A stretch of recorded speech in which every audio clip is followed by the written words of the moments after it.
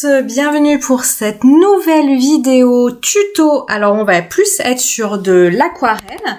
Je vous ai proposé la semaine dernière la vidéo tuto de la page de droite que vous avez à l'écran et aujourd'hui on va réaliser ensemble la page de gauche.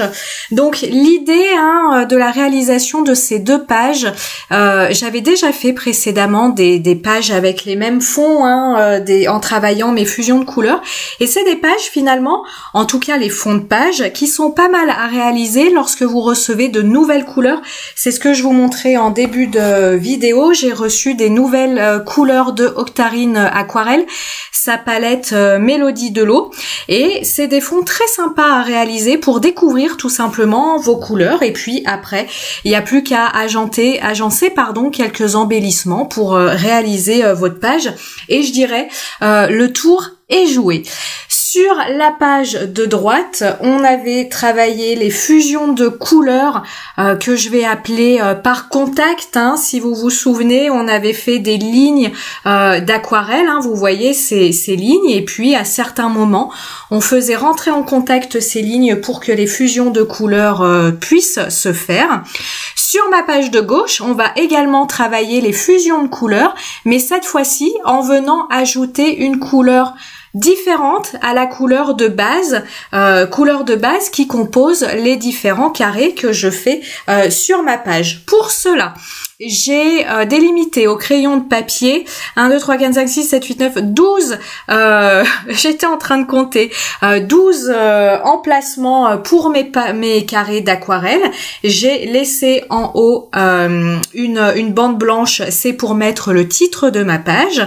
Je suis venue préparer, vous le voyez dans ma petite palette montgolfière, je suis venue préparer mes couleurs comme je vous le disais précédemment. Lorsque vous voulez travailler les fusions de couleurs, préparez déjà bien vos lavis de couleurs au préalable dans votre palette, quitte à devoir faire, comme je le fais ici, quelques réajustements en cours. Mais pour avoir de jolies fusions de couleurs, il faut bien travailler dans l'humide.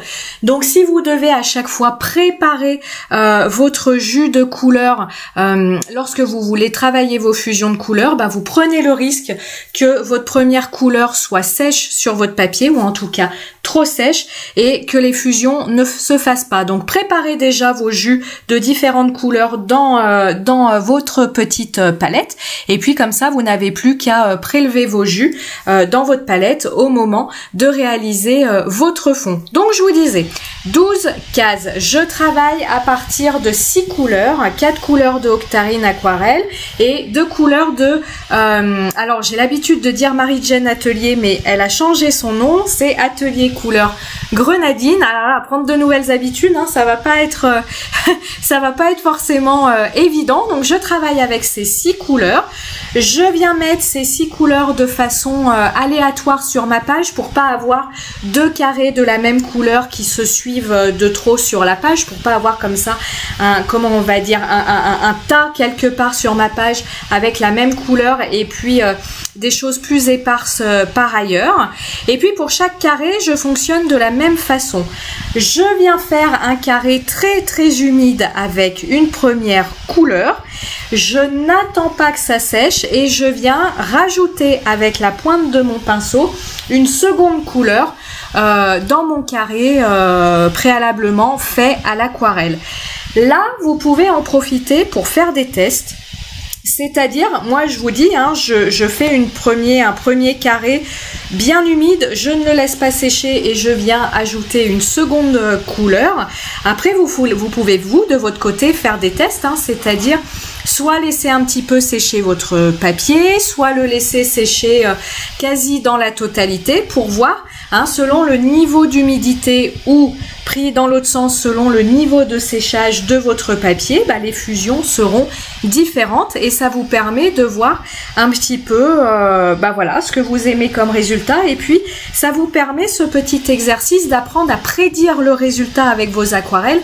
Les aquarelles, il y a toujours un petit côté aléatoire lorsqu'on colorise avec de l'aquarelle, surtout lorsqu'on réalise des fonds avec des fusions de couleurs. Mais malgré tout, on peut quand même, en prenant l'habitude, un peu prédire ses résultats en fonction du taux d'humidité de son papier, en fonction du niveau d'ajout d'eau lorsqu'on prépare un jus à l'aquarelle, vous pouvez choisir d'ajouter très peu d'eau. Vous aurez comme ça un jus assez pâteux, assez épais. Et puis à plus vous ajoutez d'eau, à plus vous avez quelque chose, c'est normal, d'extrêmement liquide. Et en mixant un petit peu tous ces paramètres, c'est-à-dire niveau de séchage de votre papier, niveau d'humidité de votre jus d'aquarelle, eh bien vous obtenez des fusions de couleurs différentes. Et puis le troisième paramètre qui va rentrer en compte, c'est le papier que vous allez utiliser. Moi, je travaille ici dans un carnet à Neumul, papier cellulose. Il est très très bien pour travailler avec de l'aquarelle, il n'y a aucun souci. Par contre, papier cellulose, c'est un papier qui fera des auréoles. Donc moi, je l'aime bien pour travailler en art journal parce que justement, qui dit auréole dit de la texture, dit plein de relief. Cependant, si vous voulez travailler un joli fond, je sais pas, un paysage de mer, un paysage, peu importe, de ciel, voilà, et que vous ne voulez pas d'auréoles, passez sur du papier coton, le papier cellulose, vous allez avoir des auréoles et vous n'allez pas avoir quelque chose qui vous plaît. J'en reviens à mon fond, donc j'ai fait mes 12 carrés de la même façon, une première couche bien humide et je viens, alors parfois je viens ajouter ma couleur sur le côté gauche du carré, parfois je viens ajouter ma couleur en haut de mon carré, parfois c'est en bas de mon carré. Pareil, pour avoir quelque chose de non répétitif, pour avoir quelque chose qui ne soit pas ennuyeux, je ne fais jamais de la même façon. Après, plusieurs possibilités. Si je trouve que j'avais des carrés trop humides, je suis venue reprendre finalement du liquide avec mon pinceau. Hein. Donc je vous explique, c'est toujours la même chose, hein, la technique du retrait, c'est-à-dire que vous allez bien rincer votre pinceau. Votre pinceau, vous allez quelque peu le sécher dans votre papier absorbant ou dans votre chiffon. Et après, avec ce pinceau, vous revenez prélever du liquide si vous trouvez qu'il y en a trop sur là où vous avez colorisé. Et puis sinon, vous laissez bien sécher à l'air libre. Pourquoi je vous dis ça? Si vous voulez de jolies fusions de couleurs, il faut laisser le temps à l'aquarelle, hein, à vos deux couleurs de se mélanger. Ça prend du temps, donc n'accélérez pas le séchage au heat gun. Vous pouvez passer votre coup de heat gun une fois que vous voyez que comment on va dire, le côté superficiel de votre papier est quasi sec. Là, vous pouvez accélérer le séchage au heat gun. Mais lorsque votre papier est encore bien humide, laissez faire votre aquarelle. Je passe maintenant à la colorisation de mon personnage. Donc vous l'avez reconnu, c'est un tampon Shoe and Flowers. C'est la dernière collection, hein, Globetrotter, et c'est cette jolie petite demoiselle pirate qui écoute le bruit de la mer dans son coquillage. Donc là, vous voyez, hein, je vous ai filmé, comment on va dire, la scène dans son entier. Donc à gauche, j'ai ma palette Mary Jane Atelier. Donc cette palette, pour vous la décrire un petit peu, j'ai acheté sur Amazon, on taira le nom, mais c'est pas grave, j'ai acheté sur Amazon la palette vide. Et puis je dis Mary Jane Atelier, il faut que je prenne l'habitude, c'est Atelier couleur grenadine.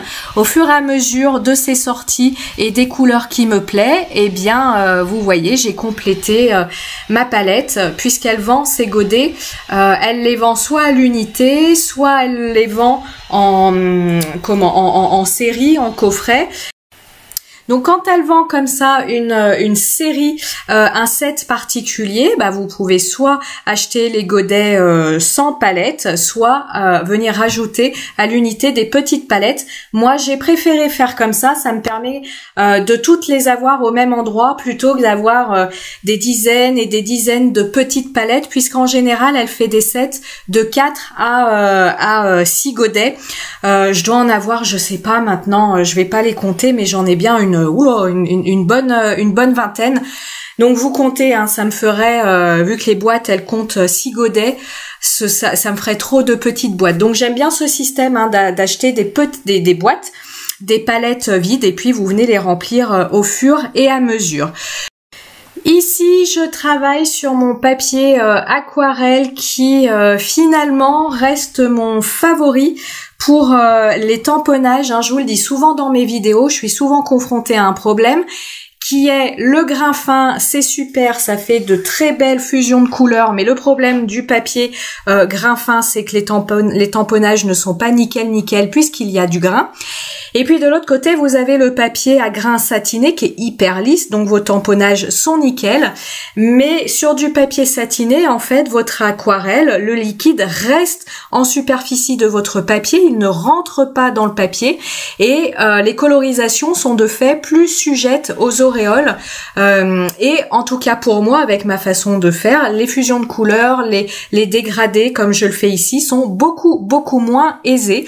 Et j'ai trouvé un très bon compromis avec ce papier 100% coton Fontaine grain nuageux qui est un papier à grains, mais comme je vous le dis souvent, qui est un papier extrêmement souple, qui fait que même si c'est un papier à grains, le tamponnage est plutôt nickel. Vous le voyez ici. Ici, j'ai uniquement repris au crayon à pointe fine, waterproof évidemment, l'intérieur du coquillage et ce n'était absolument pas dû au papier, c'est simplement que ici, c'est un tampon en mousse et avec les tampons mousse, moi j'ai du mal à appuyer de façon homogène sur mon tampon pour avoir un joli tamponnage, ce qui n'est pas le cas avec les tampons clear. Donc là j'ai eu quelques soucis, alors vraiment très légers de tamponnage, mais c'est pas du tout du fait du papier. C'est de mon fait, c'est parce que au niveau du coquillage, tout simplement, je n'avais pas bien appuyé. Donc j'ai repris ici les couleurs de ma page d'à côté pour que mes deux pages soient assorties. Donc je lui ai fait une marinière plutôt couleur corail chez Atelier Couleur Grenadine. La couleur corail que j'utilise ici, c'est la couleur capucine et elle a une couleur qui permet de faire une couleur peau qui est plutôt pas mal, hein. Je sais pas ce que vous en pensez, mais elle est plutôt bien. C'est la couleur azalée et la couleur azalée, je lui ai rajouté quelques touches de couleur attrape-rêve. L'attrape-rêve, c'est un vieux rose qui se rapproche très fortement du rose poterie de Daniel Smith, si vous connaissez. Et voilà, pour ombrer son visage, j'ai mélangé ces deux couleurs, ce qui me permet comme ça d'avoir une teinte de peau un petit peu plus foncée, là où je veux voilà, une peau ombrée.